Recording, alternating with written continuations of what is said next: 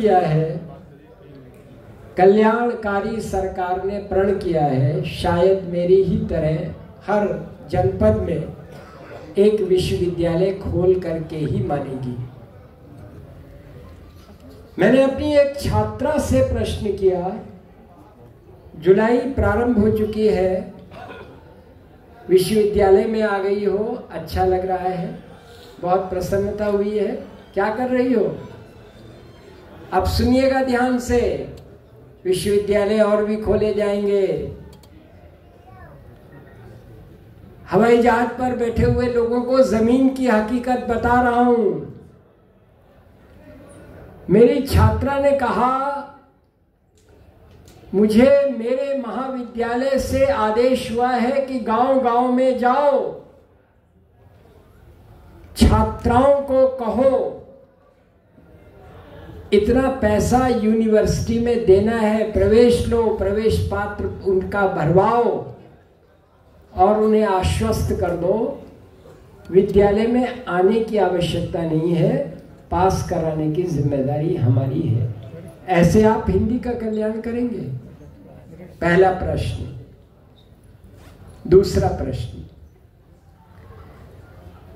Retire होने के बाद जब तक हार्ट का ऑपरेशन नहीं हुआ था, मैं एक महाविद्यालय में एमए हिंदी की कक्षाएं ले रहा था। कल एक बच्ची का मेरे पास फोन आया, सर मेरे 80% अंक आए हैं। बधाई दी उससे। उसने कहा मैं एमए द्वितीय में आ गई हूं, मेरे साथ 2 छात्राएं और हैं। मैंने कहा 3 मात्र? बोले हाँ, 3 छात्राओं ने एमए हिंदी में प्रवेश लिया है, एमए हिंदी में एक भी छात्रा ने प्रवेश नहीं लिया है। क्या होगा हिंदी का? आप लोग जिनके पास सत्ता है, जो नियम बनाने का हक रखते हैं, क्या इस तरह का नियम नहीं बना सकते? इस देश में रोज हिंदी के विद्यालय बढ़ते चले जा रहे हैं। मैं जब छोटा था तो सारे के सारे विषय हिंदी में पढ़ाए जाते थे, एकमात्र सब्जेक्ट अंग्रेजी में पढ़ाया जाता था। आज उल्टा हो चुका है, बहुत सारे विषय अंग्रेजी में पढ़ाए जाते हैं। सरकारी विद्यालयों में भी ऐसी कोशिश हो रही है, प्राइवेट विद्यालयों में तो हो ही चुका है। एकमात्र विषय जो हिंदी में पढ़ाया जा रहा है वो हिंदी है। क्या सरकार में बैठे हुए लोगों को राम मंदिर के लिए ईंटें एकत्रित करते समय इस बात का ध्यान रखना नहीं चाहिए कि हिंदी अपनी अंतिम सांसें गिनने की ओर जा रही है इसी शासन में? क्या ऐसा निर्णय नहीं लाया जा सकता कि हिंदी अनिवार्य हो, कम से कम उत्तर प्रदेश में सारे के सारे विषय पढ़ाए जाएं, लेकिन हिंदी में पढ़ाए जाएं और सारे सब्जेक्ट्स अन्य विषय पढ़ाए जाएं, लेकिन हिंदी निश्चित रूप से अनिवार्य हो और हिंदी में सारे के सारे सब्जेक्ट्स पढ़ाए जाएं, अंग्रेजी बहुत सम्मान के साथ पढ़ाई जाए। ये सत्ता पर बैठे हुए लोगों का कर्तव्य है और इस दुखद कर्तव्य की ओर ध्यान चूंकि नहीं दिया जा रहा है। मूर्खतापूर्ण क्लासेस खुल रहे हैं जिनमें पीडीए जैसी क्षमताओं वाले क्लासेस बोले जा रहे हैं, जिसमें राजनेताओं के नाम से कक्षाओं में पढ़ाया जा रहा है। इन मूर्खताओं को प्रश्रय दिया जा रहा है और हिंदी की गर्दन के ऊपर, क्षमा करिएगा, कठोर जूते रखे जा रहे हैं। मेरा एक मित्र है, कन्नौज में पड़ा हुआ है, बीमार। उससे मैंने कहा, आज के कार्यक्रम का निवेदन किया और उससे कहा कि मैं ले चलूंगा, मेरी गाड़ी जा रही है, चलो। उसने जाना स्वीकार नहीं किया। 2 शेर लिख करके भेज दिए, वो सुनाता हूँ आपको विदा लेने से पहले। 2 शेर और सुनाऊंगा। उसने कहा, मैं अपने गांव का पोखर हूं, सबके काम आता हूं, कोई भी दर मुझे इस दर से प्यारा हो नहीं सकता।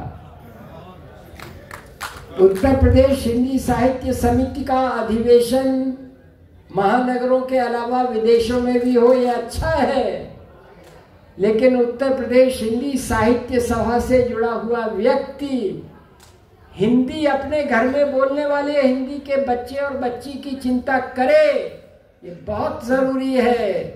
इसलिए सत्ता से बैठे हुए लोगों के सामने मैं कन्नौज में बीमार पड़े हुए कवि का संदेश लाया हूं। मैं अपने गांव का पोखर हूं, सबके काम आता हूं, कोई भी दर मुझे इस दर से प्यारा हो नहीं सकता।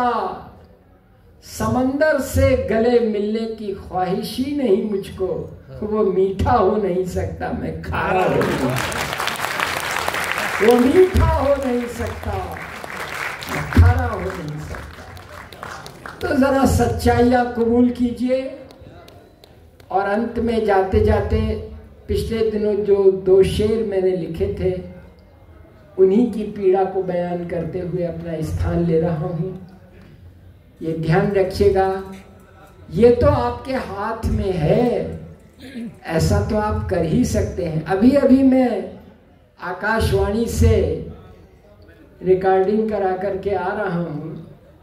क्या हमारी उत्तर प्रदेश की सरकार ऐसा नहीं कर सकती कि जो हिंदी से जुड़े हुए सीधे संस्थान हैं, उत्तर प्रदेश हिंदी संस्थान, भाषा संस्थान, आकाशवाणी इत्यादि, जो सीधे सीधे हिंदी से जुड़े हैं, उनमें प्रवेश लेने वाले छात्रों के लिए, उनमें प्रवेश लेने वाले लोगों के लिए हिंदी से एमए करना अनिवार्य हो, अन्यथा हिंदी से एमए समाप्त हो जाएगा। और अंतिम प्रार्थना ये है कि इस देश में मेरे पास बच्ची का फोन आया कि विश्वविद्यालय से आदेश आया है कि हर बच्चे को शोध पत्र लिखना है। मैंने कबीर विषय लिया है। मैंने कहा, बेटा, कबीर सूर तुलसी के बारे में लिखते हुए पीढ़ियां बीत गई, हुजूर उपस्थित नहीं है। हाथ जोड़ करके प्रार्थना कर रहा हूं, आपके विश्वविद्यालय पास हैं, आपके पास, क्या ये आदेश पालन नहीं किया जा सकता, आपके द्वारा पारित नहीं किया जा सकता कि आज के ये जो गीतकार काम कर रहे हैं उत्तर प्रदेश में हिंदी के काव्य मंच पर, जहां जहां विश्वविद्यालय है, वे अब तुलसी और सूर कबीर का पीछा छोड़ें, अपने अपने नगर में रहने वाले गीतकारों के ऊपर 50 पृष्ठों का शोध पत्र तैयार करवाएं, अन्यथा खाली तालियों की गड़गड़ाहट में आवाज खो जाएगी। और ये हमारा जो गजेंद्र प्रियांशु है, ये हमारा विष्णु है, ये और लोग हैं, सोन रूपा है, इनके गीत कहाँ जाएंगे। मेरी वो 4 पंक्तियां सुन लीजिए और मुझे अनुमति दीजिए। सच कहेंगे तो नगर सारा खफा हो जाएगा, झूठ बोलेंगे तो लफ्जों को गिला हो जाएगा।